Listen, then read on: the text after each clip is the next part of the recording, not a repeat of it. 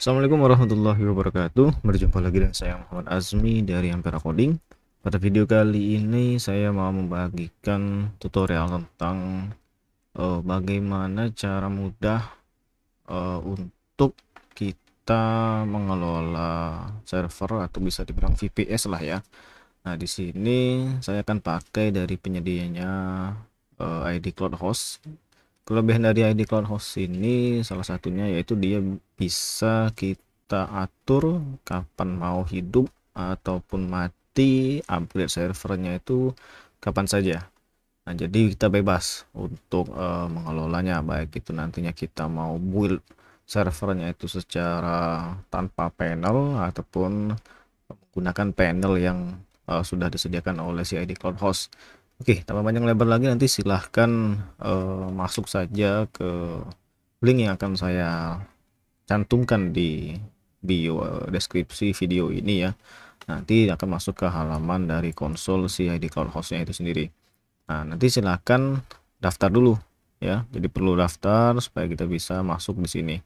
Nah, biayanya pun sangat murah ya di ID Cloud Host ini. Jadi kalau kita masuk di idcloudhost.com, kita ada pilihannya nih. Nah, kita bisa ngatur nih mau yang mana nih, spesifikasinya apa, mau 2 core CPU, 2 GB RAM, storage-nya berapa, itu nanti bisa ketahuan nih berapa biayanya. Jadi teman-teman bisa lihat sendiri nih.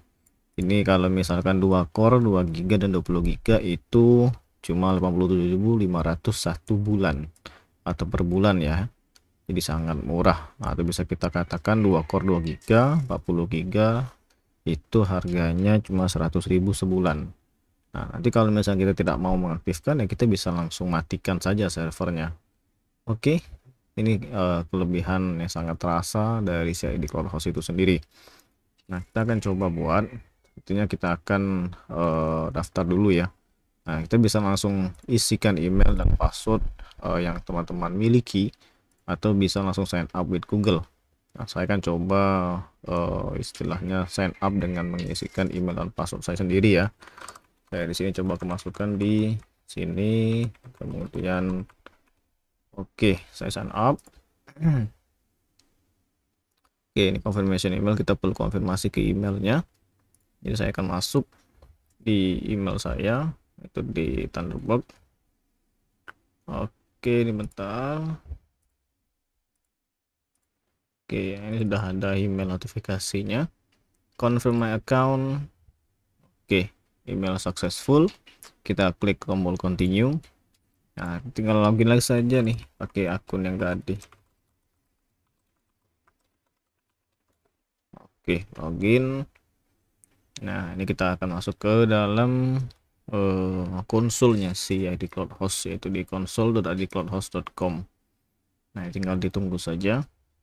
Nanti kita bisa isi nih informasinya. Jadi welcome to ID Cloud Host. In order to keep ID Cloud Host safe and sustainable platform, kita perlu ngisi informasi ya. Di sini saya pakai Muhammad Azmi. Telepon saya akan saya isikan, saya abaikan saja. Emailnya ini, billing information. Ini bisa pakai credit card atau kita bisa pilih misalnya ada Mandiri virtual account, ada Permata dan seterusnya ya. Ini istilahnya payment method awal yang nantinya kita bisa gunakan untuk mengisi saldo di dalam si konsol ID Cloud Host. Jadi kalau misalnya kita ingin top up saldonya, ya kita tinggal pilih nih.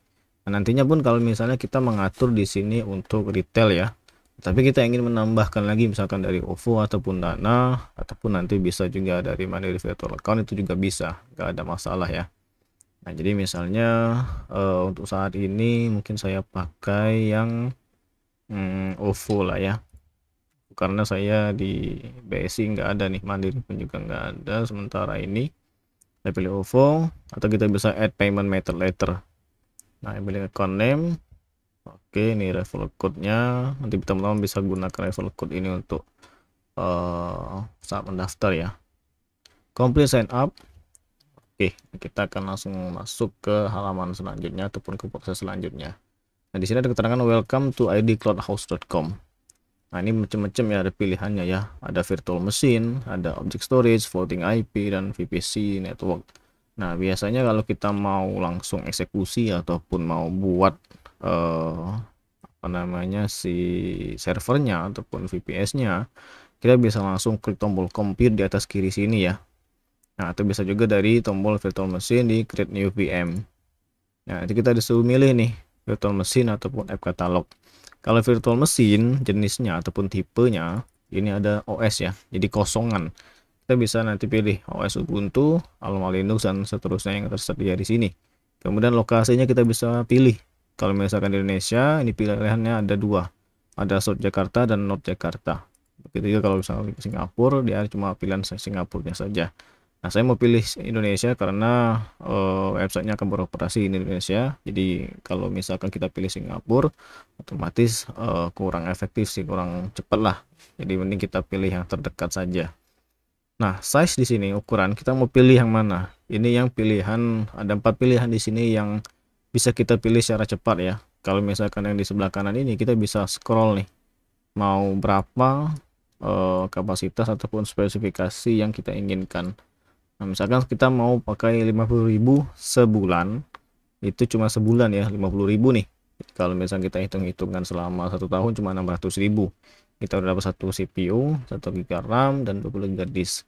Nah, alasan mendasar kenapa kita pakai VPS, kalau kita pakai set hosting meskipun katanya itu ada unlimited bandwidth, unlimited bla bla bla, nah itu biasanya akan terasa tidak seharusnya ataupun tidak seperti yang dibilang.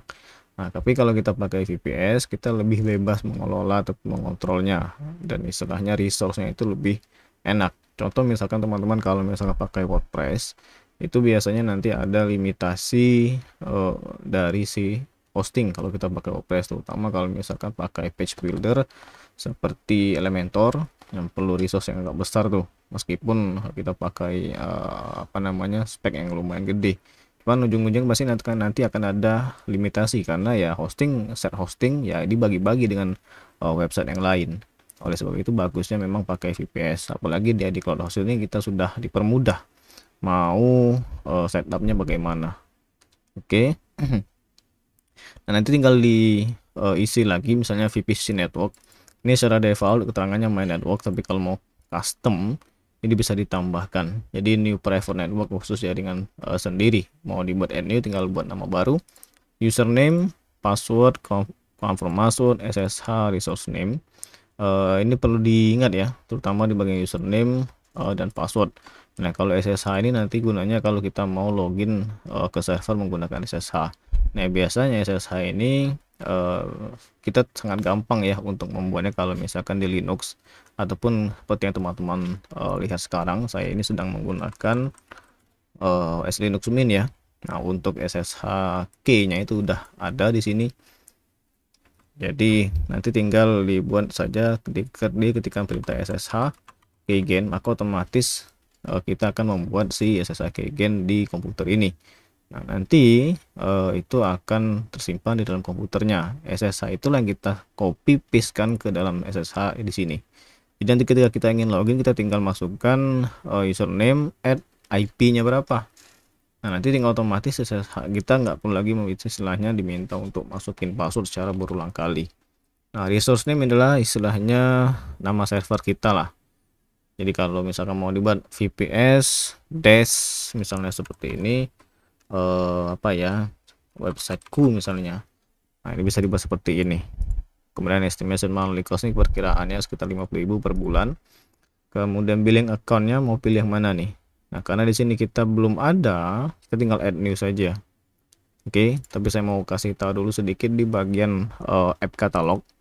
Nah, disinilah yang kita mau cara yang lebih cepat ataupun yang cara lebih gampang dalam mengelola si servernya ataupun VPS-nya.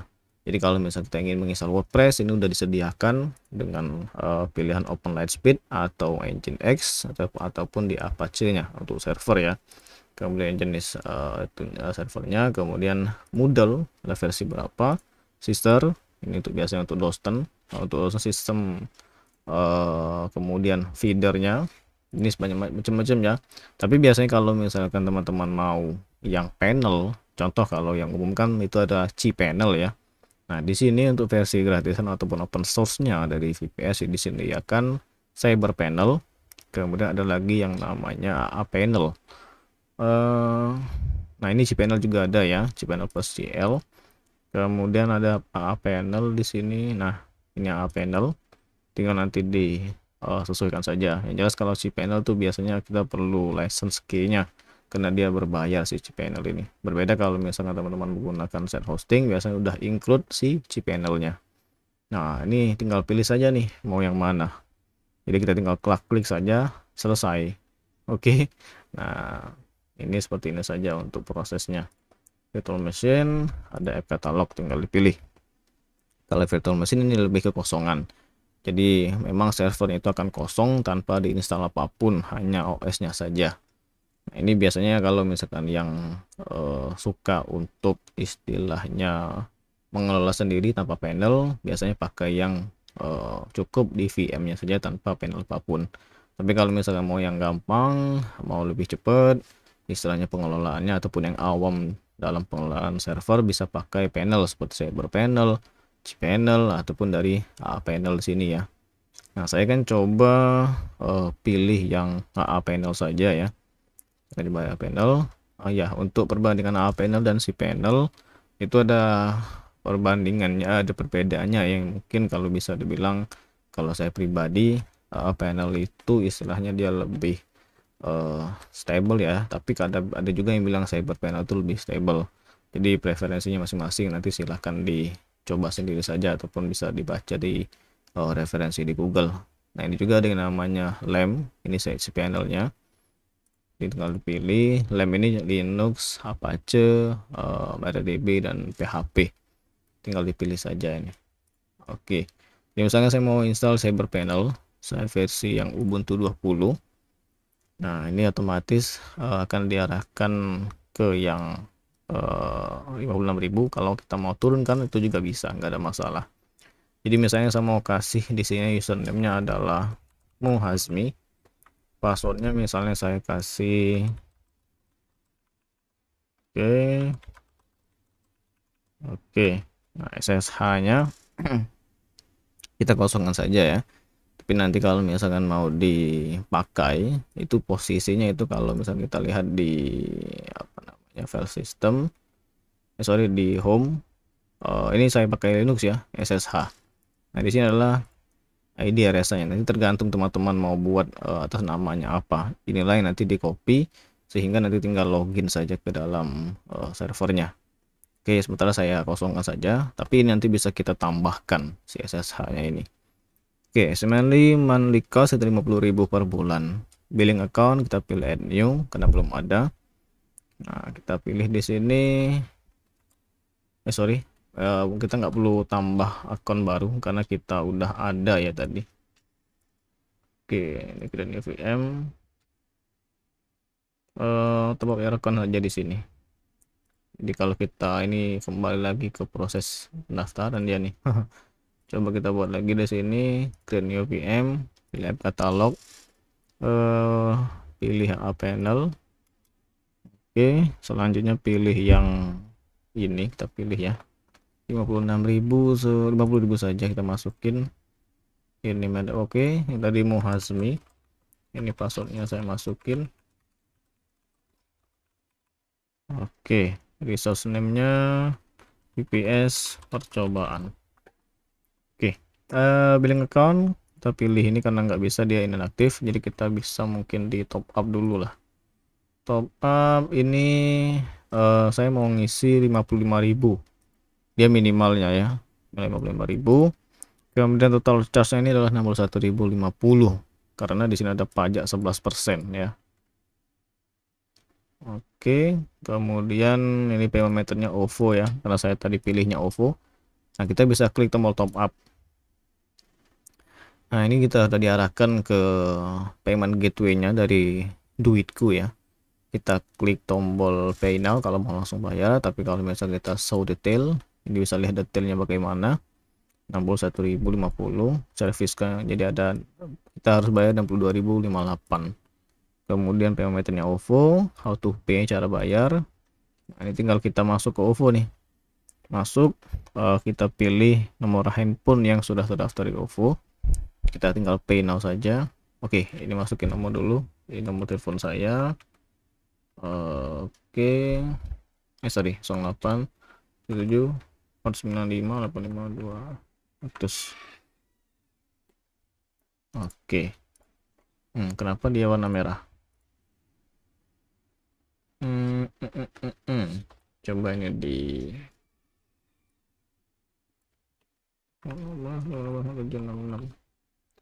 Oke, now. Oke. Oh, ini cuma ini dikasih waktunya sangat cepat ya. Cuma 1 menit dikasih.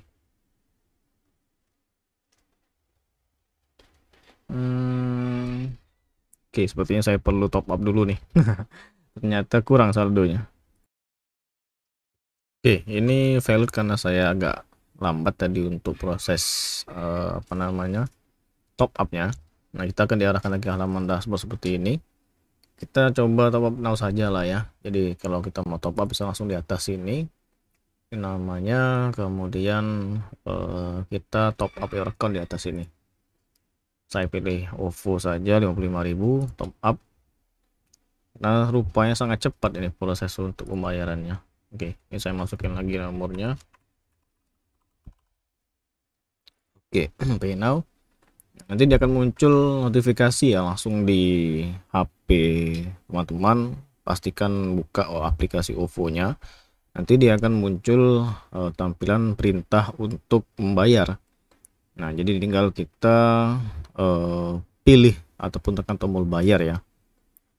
Oke. Nah, ini sudah berhasil ya. Jadi otomatis terlihat juga di tampilan layar sekarang itu sukses. Kita bisa klik tombol kembali atau didiamkan saja, nanti dia akan otomatis redirect lagi. Oke. Nah, ini udah terisi ya. Jadi ketika kita register pertama, ataupun teman-teman bisa pakai kode referral yang saya berikan tadi, itu bisa dilihat di bagian pertama tadi ya, atau bisa pakai link saya yang ini. Oke, nanti bisa mendapatkan plus 50.000 saldo untuk di saldo penggunaan dari ID Cloud Hostnya. Nah, di sini remaining kreditnya di 105.000 ya. Oke, jadi kita bisa langsung compute lagi. Saya coba perkecil dulu layarnya. Oke, kita bisa klik create new resource di sebelah kiri di sini, atau bisa di create new VM di sini, itu sama saja. Oke, saya pilih tadi untuk A panel. Kemudian username-nya itu adalah Asmi, passwordnya saya masukkan password saya. Oke, resource name-nya VPS percobaan.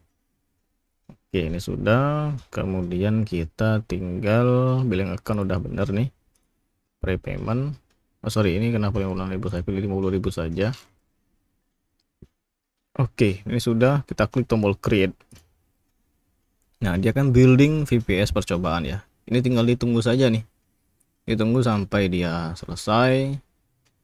Otomatis kita bisa langsung login ke dalam servernya.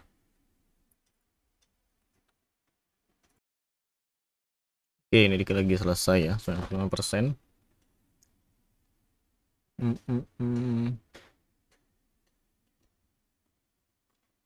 Sambil menunggunya selesai, di sini ada pilihan lain ya, namanya object storage.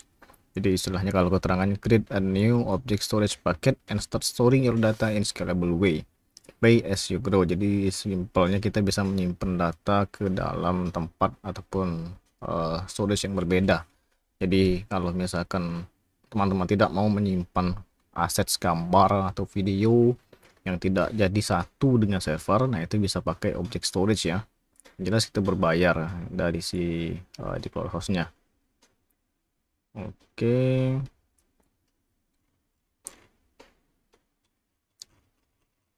Ini masih loading nih, belum selesai.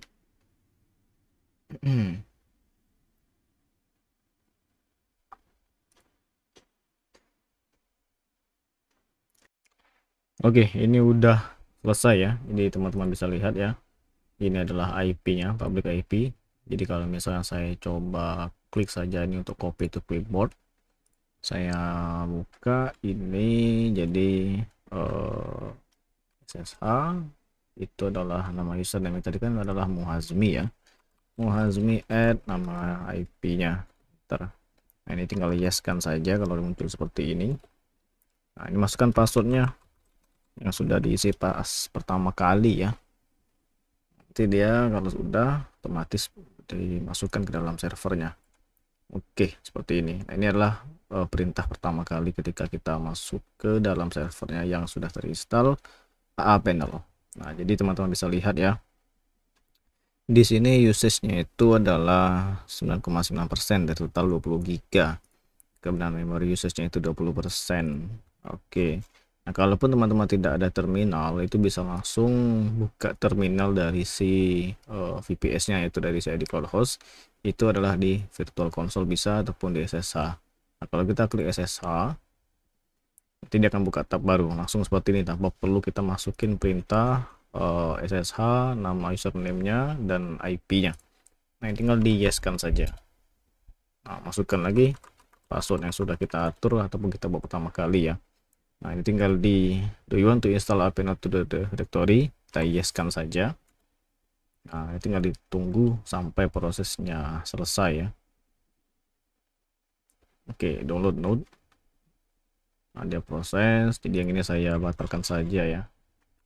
Nah, kita akan namanya exit dulu. Oke, nah kita akan langsung di terminalnya langsung dari saya di Cloud Host saja tanpa buka terminal yang ada di Linux Mint yang sedang saya pakai sekarang. Karena dengan terminal ini teman-teman yang pakai OS Windows pun bisa mengaksesnya. Oke, ini tinggal ditunggu saja ya sampai selesai. Oke, ini udah selesai ya. Kalau teman-teman lihat ini udah selesai proses pembuatan ataupun penginstalan panelnya ke dalam server kita. Jadi nanti kita bisa langsung lihat ya. Pertama panel internet address. Nah, inilah yang kita gunakan alamatnya untuk login ke dalam panelnya ya. Ini bisa kita Ctrl C, masuk saja. Nah, sedangkan di sini ada username dan password yang ini nanti perlu diganti ya. Jadi jangan sampai lupa untuk diganti, karena kalau tidak diganti ya teman-teman saat nonton video ini bisa langsung masuk login ataupun ke panelnya. Nah, kemudian juga di sini ada keterangannya juga, warning if you cannot access the panel, release the following port. Jadi ini bisa kita lepaskan portnya, yaitu 84 kali, 83 kali, 80, 443, 20 dan 21 di security groupnya. Dan total waktu yang dimakan ataupun yang diperlukan dalam instalasi ini adalah 11 menit. Ini adalah tampilan dari panel panel yang sudah kita login kan tadi ya. Nah, kita disuruh milih nih, mau istilahnya packages yang Nginx atau yang LAMP, Linux, Apache, MySQL, PHP. Ini bisa kita ganti ya, mau versi yang berapa. MySQL juga bisa kita ganti. Kemudian FTPD ini untuk kontrol FTP-nya, PHP dan PHPMyAdmin. Nah, tinggal dipilih saja mau yang mana. Kalau mau yang istilahnya lebih kencang bisa pakai Nginx, tapi kalau bagi yang tidak terbiasa setupnya bisa pakai LAMP. Oke, nah karena saya biasanya pakai Apache, jadi saya akan install yang LAMP di sini. Oke, nah ini tinggal klik saja one click install, request jalan. Nah, ini tinggal ditunggu lagi proses instalasinya. Kalau misalnya teman-teman tadi memilih istilahnya app katalognya yang CyberPanel, ini dia lebih cepat lagi ya proses pembuatannya. Jadi setelah dia menginstal dari terminalnya selesai, bukan dari terminal, dari proses penginstalan yang di compute di sini, maka kita langsung bisa login ke dalam panelnya dan langsung mengisikan website yang kita miliki. Nah, tapi kalau di panel dia perlu ada proses instalasi tambahan lagi seperti yang teman-teman lihat sekarang ini. Nah, ini pun kalau misalkan disilangkan, ini bisa kita lihat ya proses yang sedang berjalan. Di sini load statusnya, CPU usage-nya kenapa sampai 90%. Ya, pertama kita pakai cuma satu core dan ada proses instalasi yang sedang berjalan di background ya. Kemudian ada RAM usage-nya, kemudian di sini total storage yang istilahnya sudah kita pilih pertama kali. Nah, nanti tinggal ditunggu saja nih. Nah, selama sembari kita menunggu, kita bisa lihat nih ada website panel di sini nggak bisa dibuka karena kita belum menginstal apapun ya. Jadi kita perlu menginstal dulu. Kalau kita klik install Apache, tidak muncul seperti ini. Tapi kan kita nggak perlu tuh. Kita kan lagi proses istilahnya penginstalan di sini ya. Jadi kalau misalnya disilang, ini tinggal diklik saja nih di icon 5-nya ini. Oke, dia memproses nih, tinggal lagi install Apache sampai dah selesai. Nah, nanti tinggal kita hubungkan nih dari istilahnya website yang kita punyai. Itu mungkin akan saya buat di videonya yang terpisah lah ya. Oke, kita lihat lagi di sini. Ini lumayan lama nih proses instalasinya. Di sembari menunggu kita bisa explore bagian lain, ada FTP-nya, ada untuk database atau MySQL-nya, Docker, monitoringnya, security, dan seterusnya ya. Nah, ini port-port yang sudah istilahnya di save ataupun dibuka ya, 22, 21, 84 kali 80.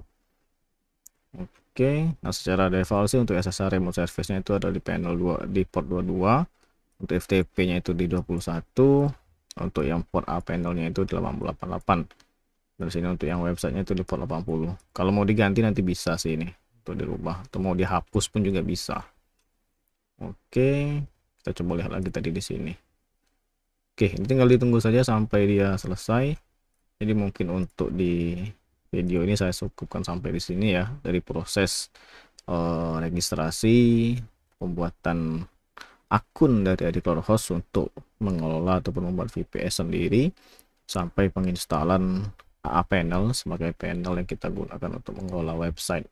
Nah, nantinya kalau misalkan teman-teman mau istilahnya mengupgrade, itu bisa langsung di stopkan dulu ya, karena nggak bisa nih langsung kita prosesor kita mau edit nih, kita naikin nih jadi 2 core. Nah, ini nggak bisa karena kita belum mematikan dulu si mesinnya. Jadi istilahnya kalau misalnya kita punya komputer di rumah, kalau kita langsung ganti prosesor kan nggak bisa tuh, mesti dimatiin dulu komputernya baru kita cabut prosesor yang lama dan masukin prosesor yang baru. Nah, cuman tidak seperti yang di dunia nyata ya, kita langsung copot barang seperti itu, enggak. Dia cukup dimatikan saja, kita pilih paket yang mana ataupun spesifikasi yang bagaimana, nanti tinggal di resize. Nah, otomatis spesifikasi dari server kita itu akan ikut berubah juga.